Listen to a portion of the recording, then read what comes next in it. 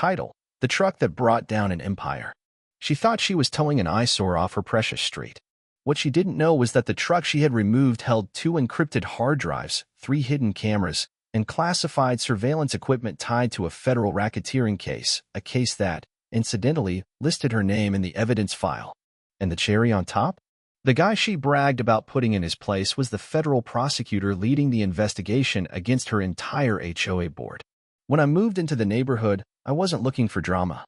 I just wrapped up a grueling 2-year case involving white-collar criminals who stole millions while smiling for the cameras. I needed rest. Maybe even a few nights without affidavits or wiretaps. The house I chose was nestled in a quiet, gated community outside the city. It was the sort of place where lawns were manicured with surgical precision, flags hung without a wrinkle, and everyone smiled just a little too much. The HOA seemed like a small price to pay for peace. I was wrong. On my second day, I met Diane. She arrived like a politician on a campaign trail, clipboard in hand, sunglasses perched like a crown, and a smile that twitched at the edges. She walked past my "Do Not Disturb" sign and rang the doorbell 3 times, as if timing my response. I answered, sandwich in one hand, wearing gym shorts. Her eyes scanned me like a barcode. "Hi there. I'm Diane, president of the HOA," she said, extending her laminated packet like she was reading me my rights. "I noticed your truck out front. It violates several appearance guidelines." I blinked. Appearance guidelines? She flipped the packet open. Section 4B states all visible vehicles must be garaged or conform to aesthetic standards. That includes no rust, no aftermarket decals, and no commercial attachments. I let her finish. Because the truck she was talking about wasn't just a truck. It was a blacked-out surveillance vehicle equipped with encrypted GPS, heat sensors, and a reinforced data vault. It was federal property, designed to look rough for a reason. "That vehicle is government-owned," I said calmly. Her smile didn't budge. "Government or not, HOA rules still apply. I'm sure you understand." She handed me a pink violation notice like it was a flyer for a bake sale and turned on her heel like she owned the street. I should have ended it there. Flashed my badge. Told her who I was. But in my line of work, it pays to let people talk. When they think you're nobody, they show you everything. And Diane? She was about to show me a lot. Each morning brought a new violation notice. Unapproved window tinting, mailbox misalignment, truck still visible. Once, she fined me because my garden hose was too irregularly coiled. I ignored the citations but logged every one. Because even though I'd bought the house as a base during an ongoing investigation, Diane triggered alarms louder than any siren. It wasn't just her control. It was her movements, the way she covered her tracks. As if beneath her perfect exterior, something was rotting. Then came the day I returned from a 3-day assignment. I pulled up to the driveway, remote in hand. The gate didn't open. The chain had been cut clean through. The federal lock was in pieces on the ground. At first, I thought it was a burglary. But the house was untouched. Only one thing was missing. The truck. I checked with the police. No impound, no tow report. Then I logged onto the HOA portal. There it was, a smug little post by Diane in the community compliance section. Truck at 314, Hickory Lane removed after 72 hours of non-compliance. Deemed an eyesore and safety risk. Owner was warned. Removal authorized by HOA president. She signed it like a mayor signing a new ordinance. I stared at the post. Then I laughed. Not because it was funny. Because it was surreal. She'd cut a federal lock. Trespassed. Towed government equipment. All while documenting it like a garage sale. That truck held active case materials. Evidence tied to a RICO investigation involving fraud, embezzlement, illegal kickbacks. A case implicating multiple suspects. Including, as luck would have it, a certain HOA board under quiet federal review. Diane had just gift-wrapped me probable cause. I could have ended it right there. Called it in. But sometimes, letting people talk is more powerful. From that moment, the clock was ticking. I started with a public inquiry through a burner email. The HOA's response was predictably smug. They sent a PDF with Diane's digital signature authorizing the tow. Next, I visited Gibson's Auto Recovery, the tow company listed. The owner, Cliff, remembered it immediately. "Oh yeah, the lady was pushy. Said the truck was blocking a fire lane. Paid in cash." HOAs don't pay in cash. They invoice. They document. Diane had acted on her own. I asked to see where the truck had been kept. With vague legal threats, I got in. It was dusty, dented, but intact. I checked the hidden compartment. Drives, secure. Cameras, untouched. She had no clue what she was dealing with. Back home, I pulled HOA financials. Everything looked clean, at first. But I dug into the beautification committee. Tens of thousands annually marked for decorative maintenance. I traced one vendor, Bloom and Blossom Design. It didn't exist. No tax ID. No license. Just a P.O. box and a routing number that led to a credit union out of state. I submitted a quiet financial subpoena under a task force provision. The money trail was clear. HOA funds to the fake vendor. Then to a private account. In Diane's name. And the treasurer.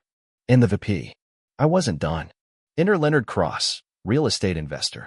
Fake identity. Email. LinkedIn. Burner phone. I contacted Diane posing as Leonard, interested in developing property nearby, but needing flexibility with HOA codes. She replied in 10 minutes. We met at a cafe. She arrived wearing pearls and power. I let her talk. Rules were too strict when I moved in. All bark, no bite. Until I got involved. No? We get things done. Want variances? I'm your girl. What's the price of convenience these days? I asked. She leaned in. 10 grand. Nothing traceable. Bribery. In daylight. Later, I reviewed footage from the truck. A test module had been recording. There she was, bolt cutters in hand, glancing around, snapping the lock, tossing her hair like she'd just pruned a hedge. Her phone call to the tow company was clear. Let him call the cops. I'm the cops around here. That was all I needed. I sent it all to the lead federal agent. A message attached. Looks like our case just got personal. But I wasn't done. I created a Facebook burner profile. Sarah Withers, divorced mother of 2, newly moved in. The HOA group welcomed me with emojis and Diane's message. Welcome to the best-run HOA in the county. The posts were suburban satire. Praise for Diane from the same 5 people. But one man, Bill, commented, "Didn't I see those flowers in your trunk?" The comment vanished. So did Bill. I attended the next HOA meeting. Karen spoke about community pride. When they announced $32,000 in maintenance upgrades, I asked, who are the contractors? She hesitated. Vetted local vendors. Do we have names? Details in the next report. That flicker in her eyes told me she knew. And she was right to worry. I'd already subpoenaed the bank records. Her boyfriend was paid $122,000 for Gate Aesthetics Consulting. Another vendor shared an address with the VP's cousin. A PayPal account labeled K Management was linked to Diane's email. We launched a quiet scan of her home office. A private server pinged. Then, with a utility repair pretext, agents installed a data repeater. The emails blew the case open. She ran payment scams on residents with fines, redirected funds to herself, called neighbors trailer trash, mocked a disabled boy. We had enough to arrest her. But we waited. A local journalist received an anonymous leak. The headline, HOA president under federal investigation. Diane panicked. Blamed everyone. Held an emergency meeting. I was there. Back row. Watching her unravel. The trial was packed. She hired a sketchy lawyer named Brent who wore a suit too big and called the judge, Your Excellence. He argued the HOA was sovereign. The judge blinked. I laid out the evidence. Fake vendors, wire transfers, internal emails. Then the footage. Diane, bolt cutters in hand. Silence in the courtroom. Witnesses flipped. The treasurer confessed. The VP cried. Then Diane took the stand. I was just trying to keep the neighborhood beautiful. I asked, is that why you called residents suburban livestock in emails?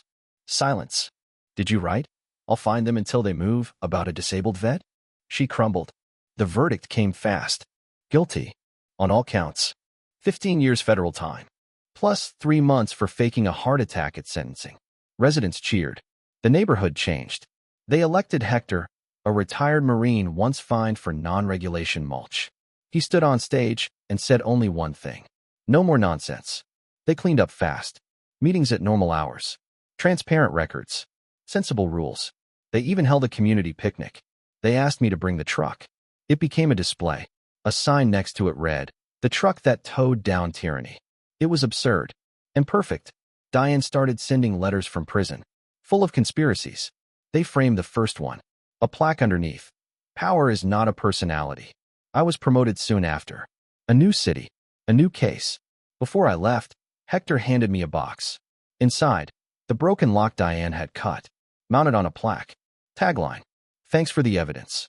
It sits on my shelf. Because sometimes justice starts with a bolt cutter. Sometimes it looks like junk. And sometimes it ends with a neighborhood waking up, standing tall, and learning that the only power worth fearing is the one they give away.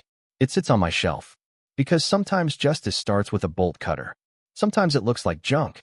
And sometimes it ends with a neighborhood waking up, standing tall, and learning that the only power worth fearing is the one they give away. But just when I thought the story had ended, the final chapter wrote itself. 2 weeks after I'd moved to my new assignment, I received a discreet message from a contact inside the bureau. A digital ping flagged one of Diane's emails from prison, sent not to a lawyer, not to the board, but to a known associate tied to a federal contracting firm under current investigation. It wasn't over. Turns out, Diane hadn't just been embezzling funds from her little kingdom. She had ties to a larger network of municipal fraud, a web stretching across multiple HOAs, local contractors, and even a state senator's office. Her case wasn't an isolated scandal. It was a prototype. Suddenly, my neighborhood investigation became the cornerstone of a sweeping RICO expansion. The hard drives from the surveillance truck? They contained more than just financial records. They had voice memos, encrypted communications, hidden files that had never been decrypted until now. The HOA wasn't just an abusive board. It was a shell for laundering real estate kickbacks tied to regional zoning votes. Diane had been a player, but she was also a pawn. And the real queenmaker? Still out there. The Bureau launched a task force. I was asked to lead it. For a moment, I hesitated. I had promised myself peace. But peace, I realized, was never about silence. It was about justice sustained. I returned one last time to the neighborhood. This time, not undercover, not in disguise. I stood before the new board at their public assembly and told them everything. Not just about Diane, but about the network, the money, the lies built behind white picket fences and welcome signs. They didn't flinch. Hector stepped forward. Then let us be the first community that fights back. That night, residents signed a formal petition calling for a statewide audit of HOA organizations. Within a month, the Attorney General's office had opened an inquiry. And Diane? She was transferred to a federal penitentiary in another state under special administrative measures. No more letters. No more drama. But her legacy?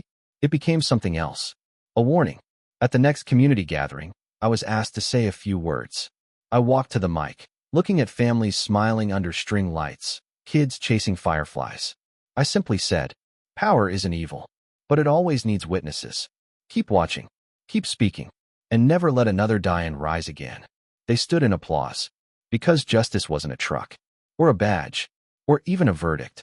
It was a neighborhood, finally wide awake. And that was the real win.